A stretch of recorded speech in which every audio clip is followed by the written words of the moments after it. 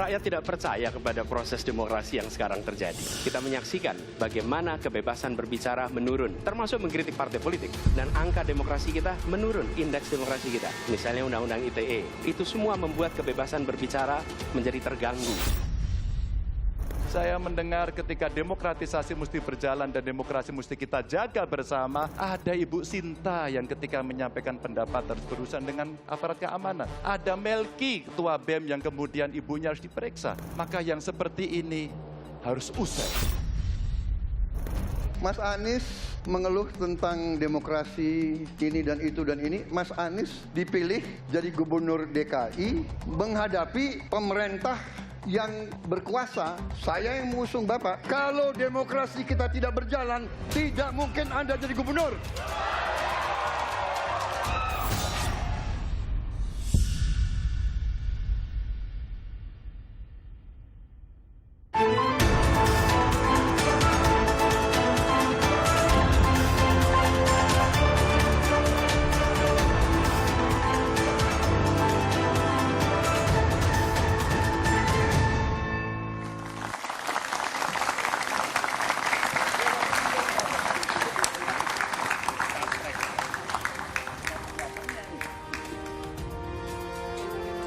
Selamat malam saudara, isu soal demokrasi dan kebebasan berekspresi mencuat di debat perdana calon Presiden RI. Namun 3 kandidat beda pendapat. Anies Baswedan menyatakan kualitas demokrasi dan kebebasan berekspresi mengalami penurunan. Hal senada disampaikan Capres nomor urut 3 Ganjar yang mengatakan demokrasi di Indonesia sedang tidak baik-baik saja dan kebebasan berpendapat belum berjalan sebagaimana mestinya. Namun hal ini dibantah Prabowo Subianto. Capres nomor urut 2 menyatakan jika tak ada demokrasi, Anies Baswedan tidak akan bisa ikut pilkada Gubernur DKI Jakarta. Lalu benarkah kualitas demokrasi di negeri ini sedang terdegradasi atau hanya soal beda cara pandang dalam melihat standar kebebasan berekspresi dan membaca iklim demokrasi? Lalu apa solusi dan komitmen yang ditawarkan calon pemimpin negeri jika terpilih nanti? Kita akan membahasnya bersama dengan sejumlah narasumber. Selamat malam dan selamat datang Jakfar Siddiq dari Timnas Amin Muhaimin. Selamat malam, Mbak. Selamat malam. Selamat malam dan selamat datang Ciko Hakim, juru bicara TPN Ganjar Mahfud. Malam. Selamat malam. Selamat malam dan selamat datang Johannes Joko, tenaga ahli utama KSP. Selamat malam. Malam, Mbak. Selamat malam dan selamat datang Habibur Rahman, Wakil Ketua TKN Prabowo Gibran. Selamat malam. Assalamualaikum. Waalaikumsalam. Dan juga teman-teman mahasiswa dari BEM FISIP Universitas Indonesia, BEM Universitas Trisakti, Universitas Negeri Jakarta, dan Universitas Atmajaya. Saudara, inilah Dua Arah. Saya Liviana Charlisa.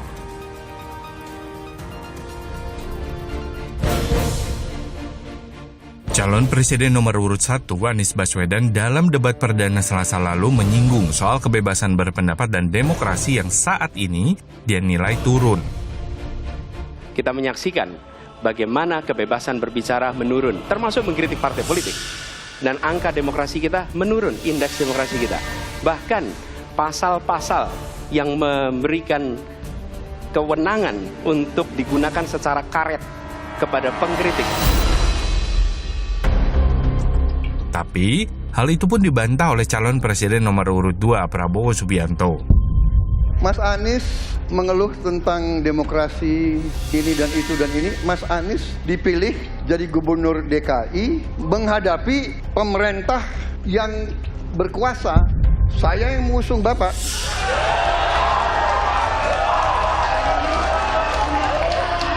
Kalau demokrasi kita tidak berjalan, tidak mungkin Anda jadi gubernur.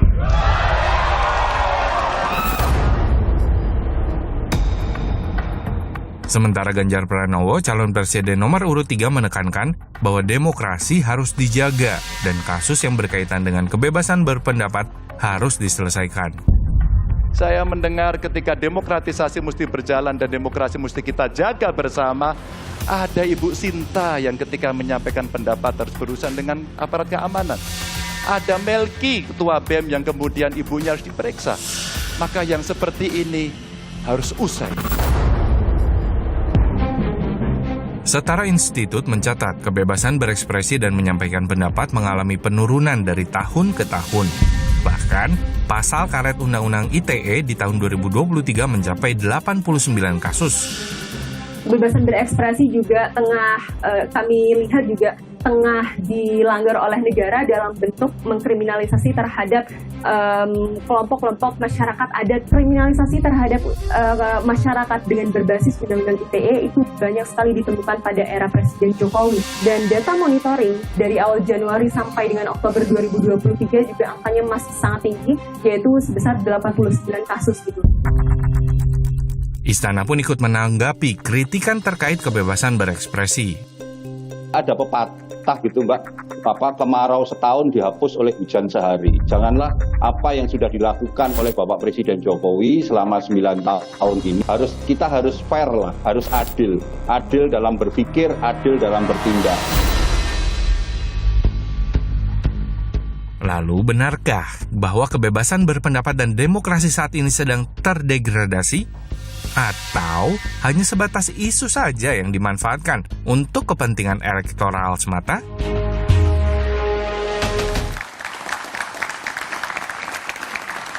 Saudara, betulkah kebebasan berekspresi dan juga demokrasi di Indonesia terdegradasi? Saya mau tanya ke Mas Jakfar, kenapa capres Anda kemudian terkesan agresif menyerang pemerintah soal kebebasan demokrasi di Indonesia? Menurut saya yang pertama Mbak, saya mau mulai kalau kita ingat debat tahun 2014. Di debat pertama juga waktu itu Pak Jokowi menyampaikan bahwa demokrasi menurut dia adalah mendengarkan suara rakyat. Lalu mengagregasi, menjadikan program, dan kemudian suara-suara itu harus dijaga sebagai sebuah pengingat atau warning untuk pemerintah. Itu debat 2014. Dalam posisi ini saya ingin mengutip filsuf Prancis, Voltaire, bilang, saya tidak sependapat dengan kamu, tapi saya akan bela hakmu untuk berbicara. Dalam bayangan saya, demokrasi seperti itu.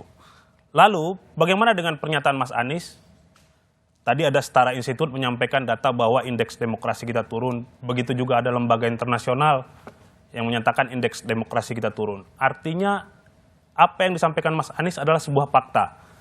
Tadi Pak Ganjar juga menyampaikan ada Melki, Ketua BEM, yang orang tuanya juga didatangi oleh sekelompok orang untuk bertanya karena aktivitasnya sebagai mahasiswa gitu ya, sebagai kelompok protes, sebagai kelompok yang menyampaikan aspirasi masyarakat. Nah, maka kemudian apa yang disampaikan Mas Anies, selain dia fakta, dia menjadi pengingat, warning buat kita bahwa demokrasi ini harus terus kita jaga dan kita tingkatkan kualitasnya. Bagaimana cara meningkatkan kualitasnya? Yang pertama, kebebasan berpendapat adalah hak paling tinggi dari manusia. Baik. Maka kemudian dari proses itulah Mas Anies mengingatkan kita semua, pemerintahan berikutnya dan yang sekarang itu harus melakukan terobosan dan perubahan untuk meningkatkan proses itu. Baik, saya artinya masih itu. Kurang baik? Pasti. Gini, kurang baiknya kita bekerja, kita berdemokrasi, tentu tidak selalu mengatakan bahwa kita puas, karena itu akan menciptakan demokrasi yang stagnan. Kita harus naikkan terus kualitasnya, perdebatan, gagasan-gagasan, dan kritik. Itu harus membuat pemerintah kemudian juga mengoreksi dirinya. Dan kita juga menebalkan telinga, biasa saja kritik dalam proses ini gitu. Saya lempar ke Mas Johannes. Kalau dibilang demokrasi kita kualitasnya nggak bagus, gimana tuh? Nanti dulu. Pemerintah dulu. Kalau saya ngelihatnya gini, Mas. Kalau kita mau mengambil satu pendapat atau apapun, maka baiknya pendapat itu dilihat melalui indeks-indeks objektif yang ada. Bukan sekedar subjektif. Kalau kita bicara tentang kebebasan demokrasi, hari ini minimal kita bisa mengutip 3 lembaga yang mengeluarkan indeks kebebasan demokrasi. Satu, lembaga BPS. Indeks demokrasi kita dari tahun ke tahun, bahkan pada titik ini sekarang mengalami puncaknya. Paling tinggi lah, nilainya hampir 80, sekian lebih. Kemudian ada juga dari Freedom House. Memang Freedom House menyatakan kebebasan demokrasi indeksnya stagnan. Ada satu lagi yang sering dipakai, Economic Intelligence Unit. Dia mengatakan bahwa indeks demokrasi memang menurun.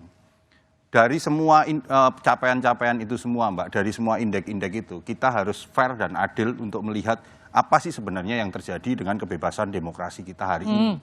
Bahwa proses demokrasi memang adalah proses panjang. Konsolidasi terus dilakukan. Tetapi yang penting adalah komitmen dari pemerintahan Presiden Jokowi sampai hari ini yang namanya kebebasan berpendapat itu betul-betul dijamin. Oke. Contohnya apa? Paling gampang dan paling sederhana. Kami itu di istana hampir tiap hari itu minimal ada 5-6 kelompok itu yang mengadakan aksi demo di depan istana. Mungkin Indonesia menjadi sebuah negara yang sangat menarik ketika rakyatnya menyampaikan aspirasinya melalui aksi-aksi massa di depan istana kepresidenan. Itu kita komunikasikan langsung. Yang kedua, Mbak, kami di kantor staf presiden, Bapak Kepala Staf Kepresidenan Pak Muldoko itu membuat sebuah program yang namanya Kantor Staf Presiden Mendengar.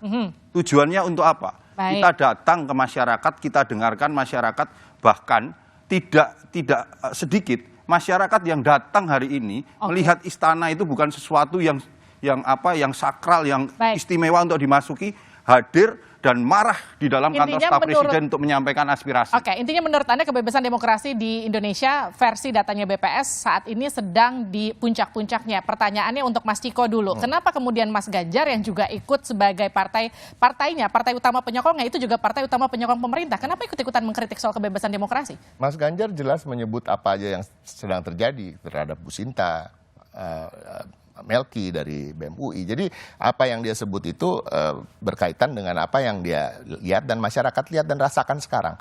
Tapi saya juga setuju bahwa Presiden Jokowi selalu mengingatkan kepada Kapolri khususnya bahwa untuk membebaskan masyarakat untuk lebih bebas dalam berpendapat dan berbicara.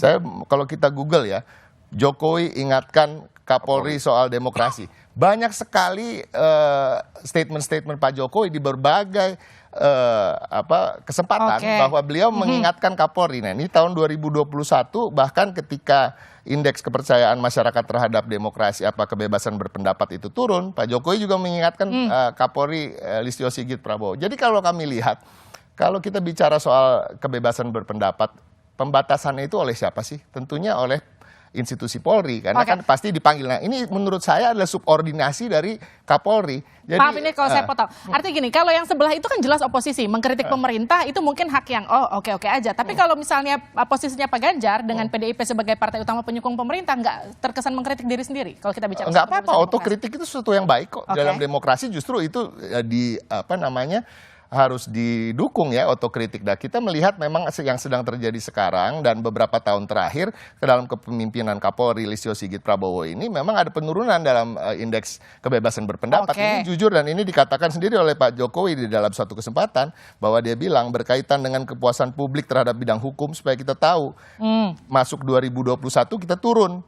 Sedikit hati-hati ya Pak Kapolri, itu kata Presiden Jokowi. Nah ini yang saya lihat bahwa ada subordinasi dari Kapolri dan kasihan juga teman-teman Polri di institusi Polri yang lainnya yang sebenarnya sejak reformasi ini kan sudah menjadi suatu lembaga sipil yang tentunya harus melindungi sipil untuk bebas berbicara, bukan untuk menahan 1-2 orang untuk ditahan berbicara. Saya ke Mas Habib. Mas Habib, kalau dikatakan dua capres, katakanlah Mas Anies, Mas Ganjar, kebebasan demokrasi Indonesia terdegradasi, kurang lebih seperti itu. Tapi Pak Prabowo justru mendebat Mas Anies balik begitu. Kenapa begitu? Saya sependapat pada intinya dengan 3 pembicara sebelumnya, sahabat saya.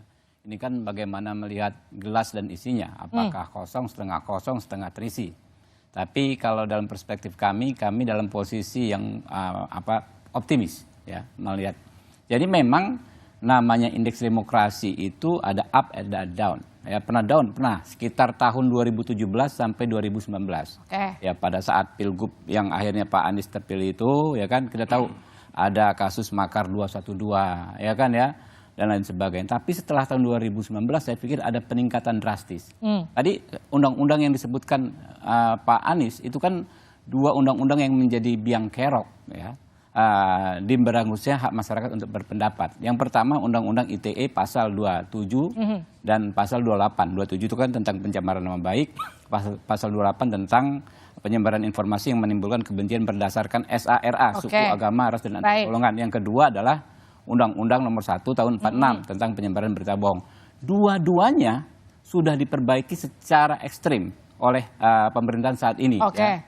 Undang-undang ITE udah 2 kali, bahkan terakhir 10 hari yang lalu kami paripurna, kami mengesahkan perubahan pasal 27 dan pasal 28. Pasal 27 tadinya ancamannya di atas 5 tahun sehingga orang bisa ditangkap sebelum ditahan sebelum vonis ya kan.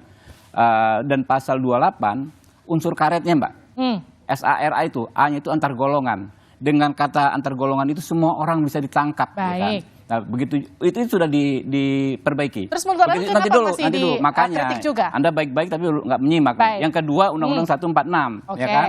Undang-Undang 146 itu sudah ya pasal 14-nya sudah diperbaiki dalam pasal 263 KUHP. Tadinya menyebarkan kebohongan ya bisa langsung ditangkap. Jadi berbeda pendapat dianggap berbohong ditangkap.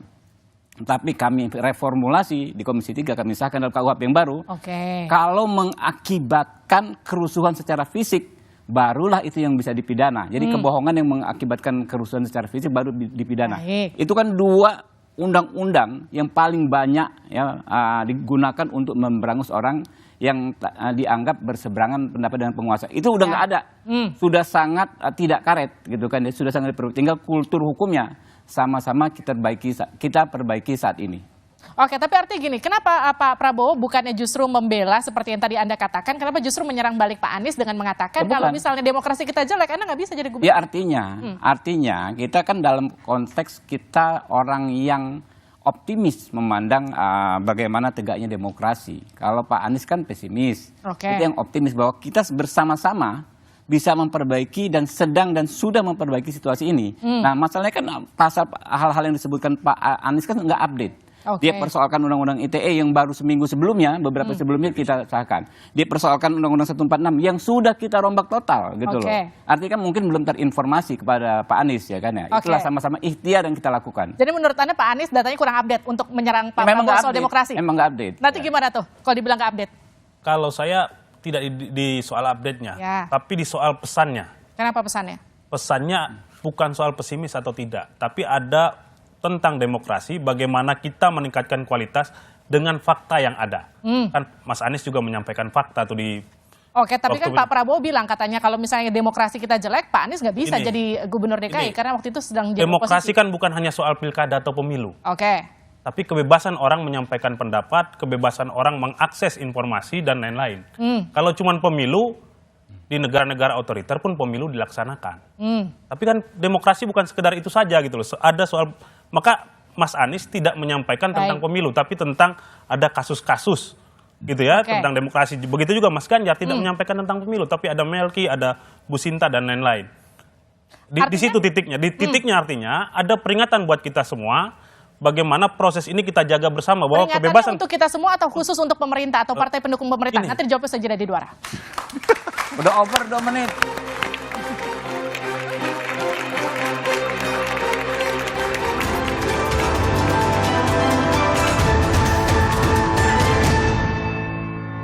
Ya, itu sebagai evaluasi. Tetapi yang jelas kita ini kan tidak pernah melakukan pembatasan apapun dalam berbicara, dalam berpendapat.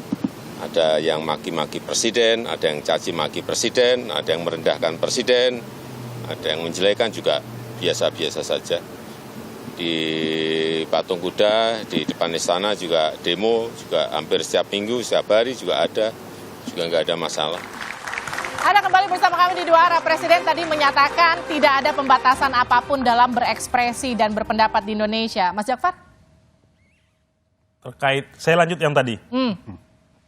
Yang pertama, kita memang harus mengingatkan pemerintah untuk terus-menerus menjaga kebebasan ini. Tapi Presiden tadi bilang enggak kok bebas. Ya, bebas. Tapi kemudian ada juga beberapa orang, contoh dia setelah berpendapat dan lain-lain dianggap tidak sepakat, ada kelompok yang melaporkan.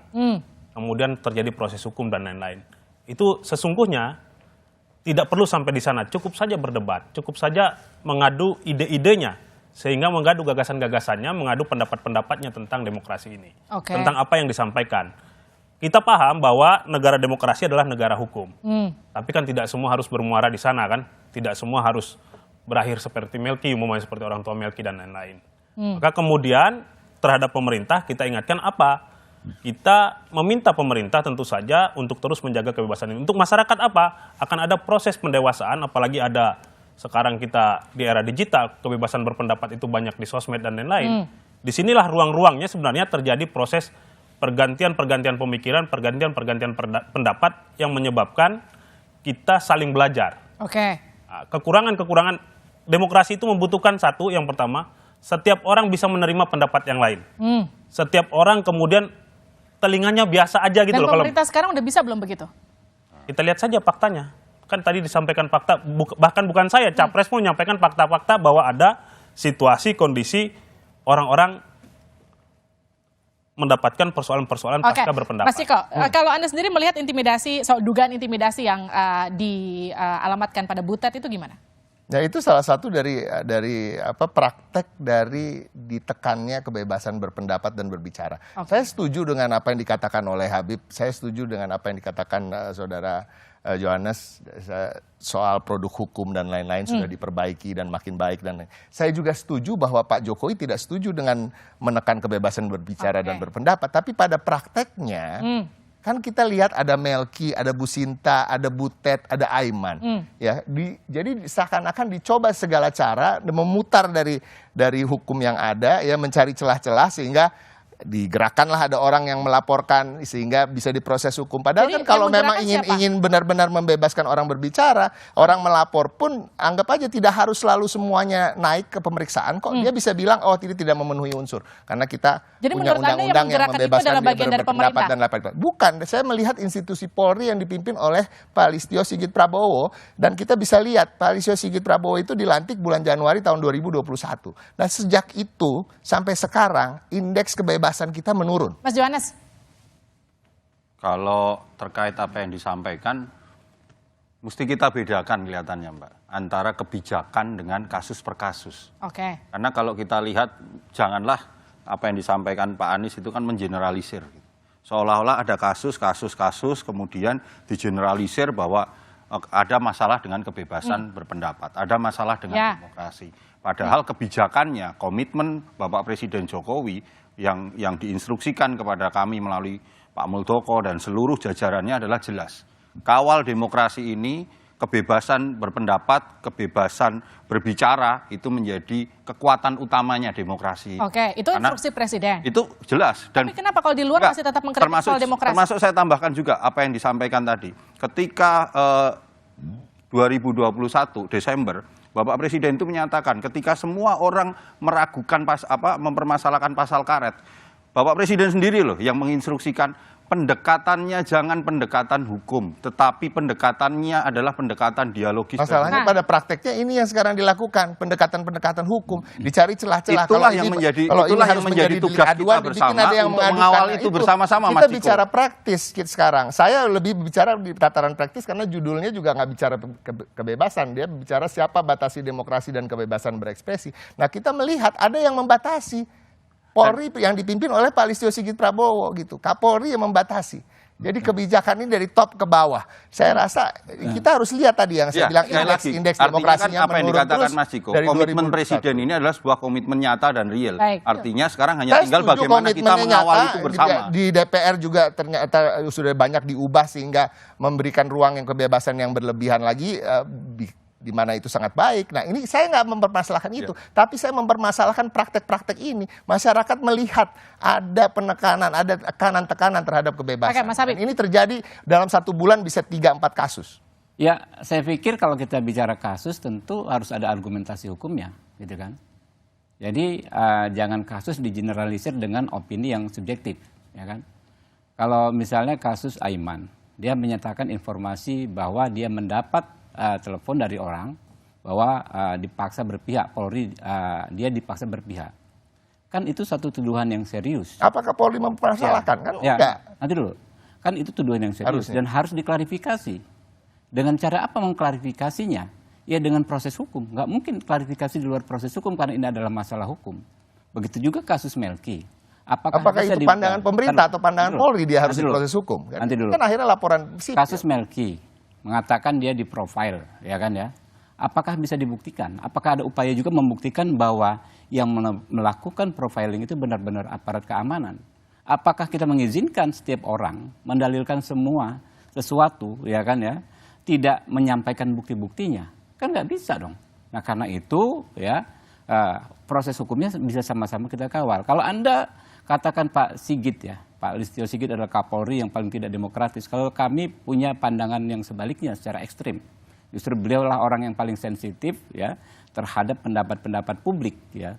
banyak sekali kasus ya yang beliau langsung turun tangan selesaikan ya, dan akhirnya selesai. Misalnya soal kasus pelapor tindak pidana korupsi di Cirebon ya, yang akhirnya menjadi tersangka. Beliau atensi gitu kan ya, akhirnya dibatalkan gitu kan ya. Banyak kasus-kasus serupa yang memang Pak Listio Sigit komitmennya tunjukkan sekali kepada masyarakat, kepada publik. Jadi nggak bisa Pak, kita ngomong kasus tanpa menyampaikan argumentasi dan tapi sorry, ini aku potong. Tapi ini bertentangan apa yang disampaikan oleh Mas Yohanes tadi, bahwa Presiden menginginkan jangan ada pendekatan hukum. Pendekatannya harus pendekatan dialog dalam dulu. konteks Ini kebebasan masalahnya kan berpendapat. pendekatan Enggak beda Bos. Kalau ini dalam kasus Bos. Jadi kalau lo setuju kalau Butet ngomong gitu terus dia harus dilaporkan dan dipanggil? Enggak, ini bukan, masalah itu kan aja. Ini masalahnya itu. Melki dia ngomong begitu terus ibunya mesti didatengin sama aparat. Setuju? Yang mendatangi apakah siapa? Itu setuju? Enggak, yang mendatangi Melki siapa? Yang memprofil Melki siapa? Sampai sekarang nggak terbukti kok. Jadi jangan fitnah juga gitu loh.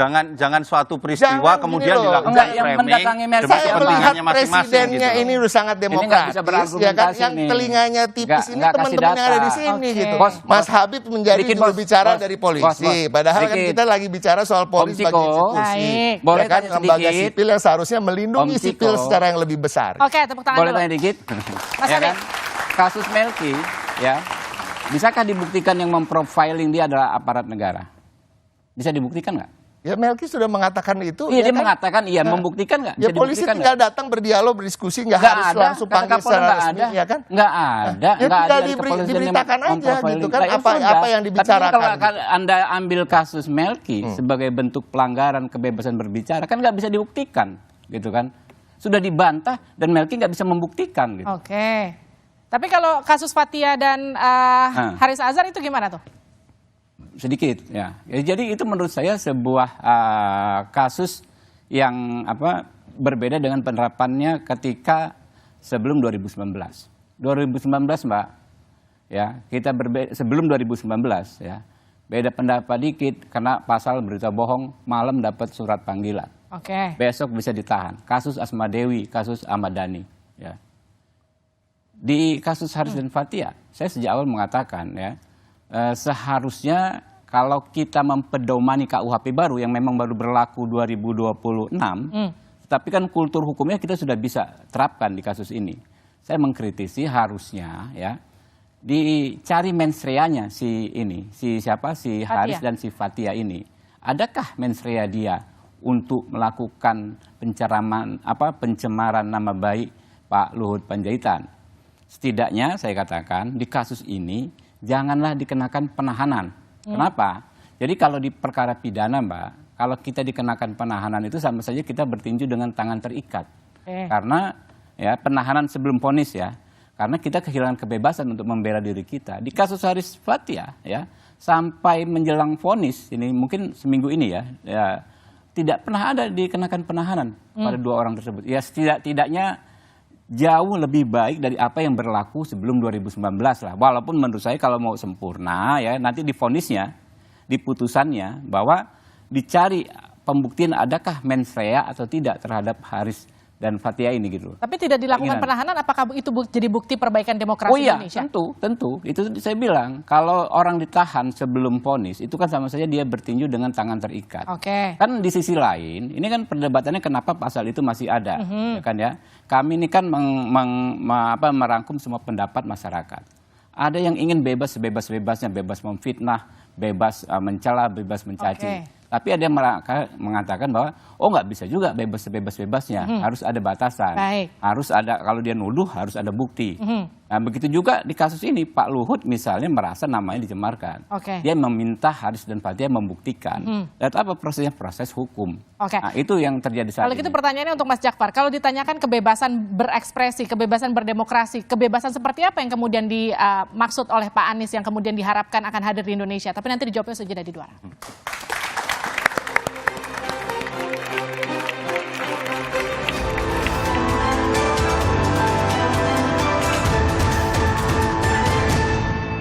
Memang sangat penting. Tanpa perlindungan kebebasan berekspresi, tidak mungkin ada demokrasi. Tanpa ada oposisi, tidak mungkin ada demokrasi. Pemilu masih mungkin, ya. ada, tetapi tidak dalam pengertian demokratis. Kita lihat India, kita lihat Hungaria, itu yang terjadi adalah electoral autocracy. Jadi pemilu bukan indikator utama dari demokrasi, tapi yang dua pertama, adanya oposisi, adanya kebebasan berekspresi, itu jauh lebih fundamental. Oke, saya langsung ke Mas Jakfar. Jadi kebebasan demokrasi dan berekspresi seperti apa yang dimau Pak Anies? Pertama begini, Pak. Dalam demokrasi, hal paling intinya adalah kebebasan menyampaikan pendapat dan berekspresi. Oke. Yang kedua, kita harus lihat bahwa setiap orang tidak punya rasa takut jika ingin menyampaikan pendapatnya.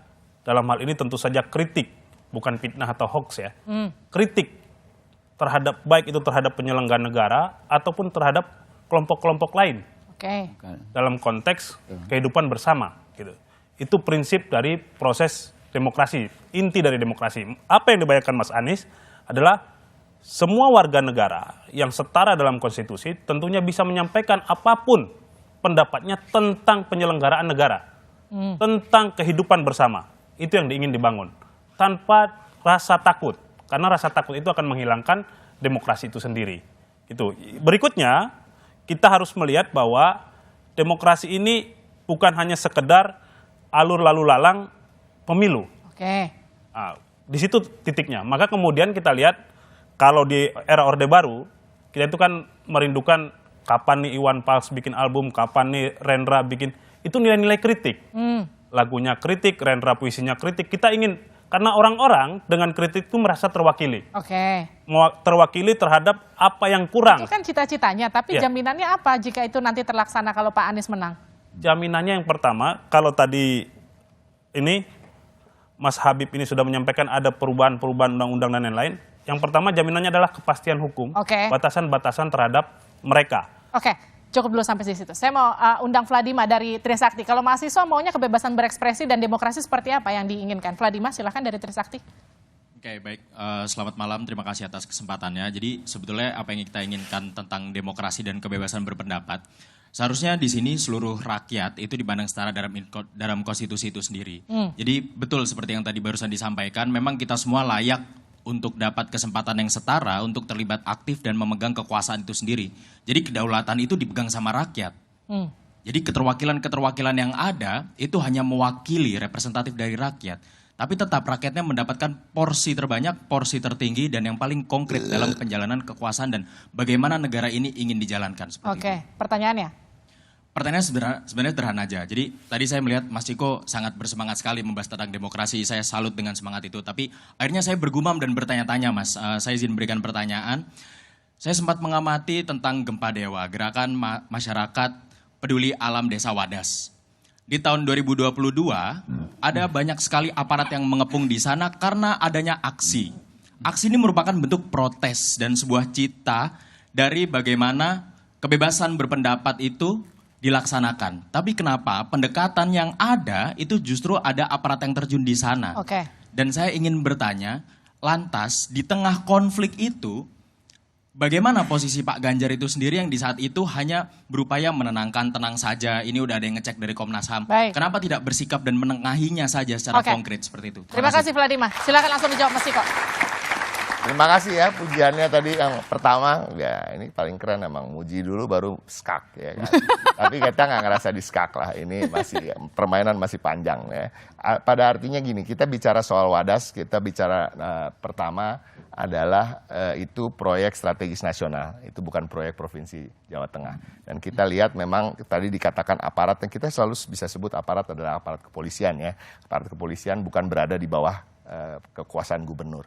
Yang kedua, apakah Pak Ganjar mencoba menyelesaikan permasalahan itu dengan damai? Ya, tapi memang ada proses-proses dan pada akhirnya pemulihan korban HAM di Wadas itu semua diselesaikan oleh Provinsi Jateng, membantu apa yang sebenarnya menjadi dimulai oleh pemerintah pusat. Jadi sebenarnya memang ada proses di sana, memang selalu ketika ada proses ada ketidakpuasan, ya kan. Masyarakat pasti menilai, oh kenapa nggak cepet aja, kenapa nggak. Tapi tentunya Pak Ganjar mempunyai pertimbangan sendiri dan akhirnya pun selesai. Gitu. Ini yang kita lihat. At the end semuanya solve dan alhamdulillah bisa berjalan lagi. Oke, tepuk tangan dulu. Selanjutnya saya akan kasih kesempatan untuk mahasiswa UI, silakan. Makasih atas kesempatannya. Perkenalkan, nama saya Zaid Sultan. Saya ingin bertanya sebenarnya. Saya masih sosiologi, di mana saya belajar bahwa masyarakat itu hadir terlebih dahulu sebelum hukum. Jadi di sini penjaminan kebebasan berpendapat itu tidak hanya melalui jalur hukum, tapi melalui juga realitas di masyarakat, bagaimana diskusinya di masyarakat. Nah, apa yang terjadi ketika terjadi kritik oleh mungkin petinggi-petinggi organisasi di mahasiswa, itu terjadi intimidasi melalui masyarakat, mungkin konteks ini buzzer. Nah, bagaimana dari mungkin dari pihak KSP bagaimana menanggapi soal buzzer ini? Buzzer ini di mana sering diafiliasikan kepada pihak istana, pemerintahan, dan mungkin apakah ada pernyataan pasti dari Bapak Jokowi mungkin bagaimana buzzer ini ada dan sebenarnya untuk siapa dan bagaimana ini bisa menekan kebebasan berpendapat di masyarakat. Baik, gitu. Terima kasih. Silakan Mas Johannes.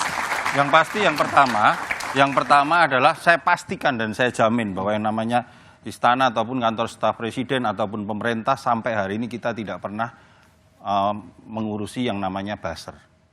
Artinya apa? Komunikasi pemerintah kepada publik itu memang betul-betul komunikasi resmi, baik melalui Menkominfo maupun kantor staf presiden maupun humas-humas kementerian dan lembaga lain. Jadi buzzer itu kalau mau itu saya sempat membahas ini 3 tahun yang lalu sama di tempat ini, kita harus melihat bahwa yang namanya buzzer atau apapun itu adalah bagian juga suara-suara demokrasi.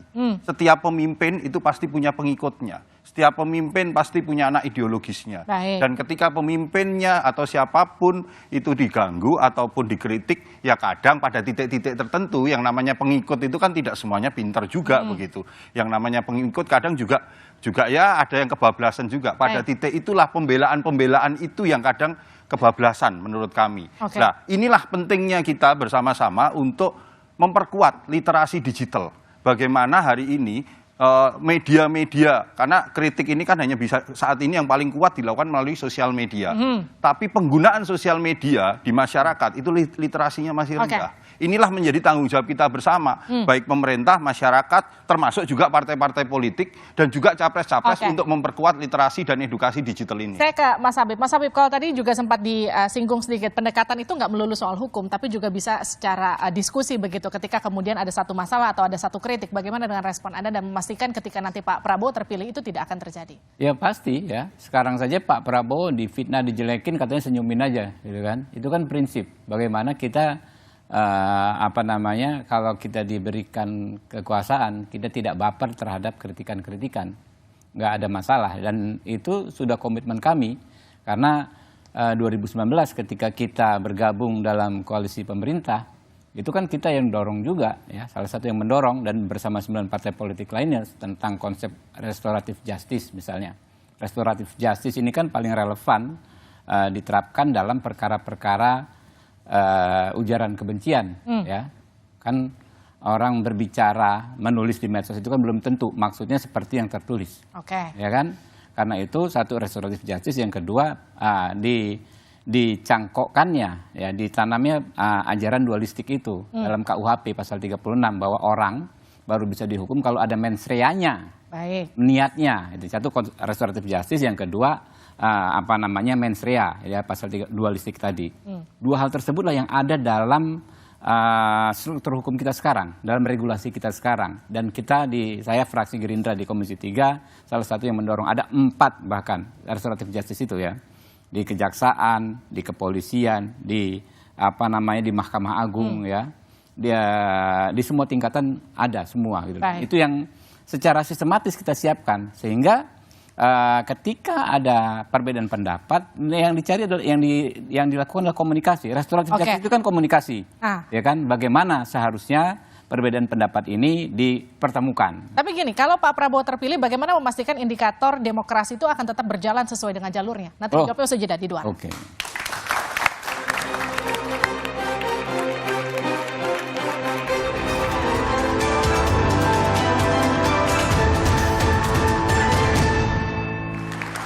Anda kembali bersama kami di 2 arah. Sebelum tadi saya lanjutkan pertanyaannya ke Mas Habib, saya ke Mas Jakfar dulu. Jadi siapa yang membatasi demokrasi dan kebebasan berekspresi? Kalau dalam negara demokrasi biasanya 2 hal, yaitu kelompok-kelompok masyarakat yang menilai kritik sebagai sebuah masalah, artinya menyerang gitu, dan tidak kuat, kelompok-kelompok masyarakat. Yang kedua tentu penyelenggara negara. Oke. Maka kemudian Mas Anies menyampaikan komitmennya di waktu yang ini, ketika debat, komitmennya adalah meningkatkan kualitas demokrasi dan menjaga proses demokratisasi ini. Saya ulangi, tentu saja di depan ada 4 kampus pejuang demokrasi sebenarnya ya. Ada UI, ada Atmajaya, ada Trisakti 98, ini adalah pejuang-pejuang kampus pejuang-pejuang demokrasi itu. Maka kemudian lalu dengan cara apa kita menjamin? Yang pertama adalah aturan, yang kedua kulturnya. Di Indonesia itu hampir semua entitas etnis itu punya cara tersendiri berdemokrasi. Oke. Ya, cara mereka punya semua ruang-ruang untuk menyampaikan pendapat. Kita cek saja semua entitas dan semua juga agama, semuanya punya itu. Maka kemudian biasa saja kemudian kalau keluar ke tengah masyarakat yang lebih luas, kebebasan-kebebasan itu, aspirasi-aspirasi itu, ekspresi-ekspresi itu disampaikan. Biasanya gini, kalau kampanye kan semuanya manis, tapi ketika penyelenggaraannya, ketika sudah terpilih, bagaimana memastikan apa yang dijanjikan ketika kampanye itu bisa diimplementasikan ketika terpilih? Jika terpilih, bagaimana caranya itu terimplementasikan? Yang pertama adalah suara keras tetap ada. Kritik-kritik pedas harus tetap terus berjalan. Oke. Nah, disitulah ujian kekuasaan itu kita lihat. Tidak bisa dijamin juga. Maka kemudian ujiannya adalah lebih kencanglah mengkritik, lebih kencanglah bersuara, menyampaikan aspirasi-aspirasi. Baik, kita akan bisa nilai kekuasaan itu. Oke. Saya ke Mas Habib. Kalau Pak Prabowo terpilih, bagaimana memastikan indeks demokrasi akan tetap ada dalam jalurnya? Ya tentu ya. Secara objektif, menurut saya kian ke sini ya, kian sulit bagi siapapun yang memegang kekuasaan untuk tidak bersikap demokratis. Ya, karena ini ada ini nih, handphone nih. Semua orang bisa berbicara, ya, menyikapi, lalu saling merespon ketika ada sesuatu yang dianggap tidak tidak sesuai dengan koridor demokrasi. Tapi dari kami, tekad kami jelas disampaikan dalam visi misi, ditegaskan Pak Prabowo, ya kan, bagaimana hukum tidak menjadi alat kekuasaan. Lalu caranya bagaimana? Seperti kata Bung Jafar ya, itu yang dijelaskan Lawrence Friedman ya, kultur, struktur, substance. 3 sistem hukum itu kan itu ya kan, kultur, struktur, substance. Substansinya undang-undangnya sudah ada, sudah kita perbaiki, cukup maksimal saya rasa 2 pasal yang menjadi momok bagi kaum pro demokrasi itu sudah kita reformulasi ya kan ya. Budaya berhukumnya sekarang pelan-pelan. Ini kan makanya KUHP itu nggak berlaku sekarang langsung, tapi ada 3 tahun. Itu bagi kita untuk membuat budaya berhukum yang baru. Budaya hukumnya apa? Budaya hukum yang tidak lagi menjadikan hukum sekedar alat untuk menghukum. Ya kan? Tapi bagaimana hukum menjadi ajang rehabilitasi. Jadi makanya konsepnya kan rehabilitasi. Itu semua. Nah, jadi tekad kami adalah sebagaimana tagline kami secara keseluruhan, kami melanjutkan kebijakan Pak Jokowi yang sekarang sudah baik ya kan, dan menyempurnakannya. Oke, tepuk tangan. Saya ke Mas Ciko. Jadi apa yang ditawarkan Ganjar? Kalau kita bicara demokrasi, apa gagasan barunya? Apakah kemudian diubah, diperbaiki, atau seperti apa? Pertama yang ditawarkan oleh pasangan Ganjar Mahfud adalah rekam jejak. Sosok-sosok yang akan memimpin bangsa ini, yaitu Pak Ganjar dan Pak Mahfud.